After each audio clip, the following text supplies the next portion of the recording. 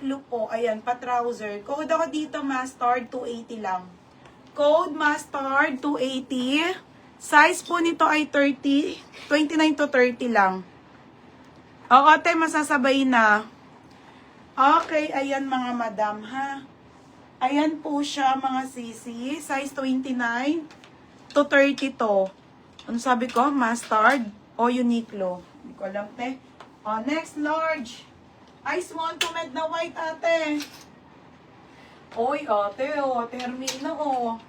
Next, mga sisi ko, original by Lioness to. Te, o. Lioness po, linen po, trouser na white. Size ko to. Small to med po. Small med, 280. O, 280, puti. Code puti, mine puti, 280 lang mga madam. Mine puti, 280. Mustard. Mustard tayo. Walang lakber na. Ate Macy. Ate Macy, yours na ha, 330.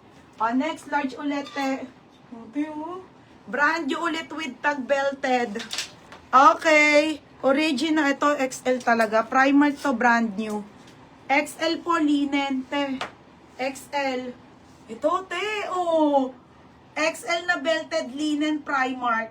Okay, for only 330, code ako linen. Code linen, ha? Mine linen. Ano ba yan? Mine linen. Mine linen, 330, ha? Code ako linen, 330, mga madam. Mine linen. Next, mga madam. Okay, next tayo, ha? Nasa na yun? H&M. Oh my God, ang ganda nito.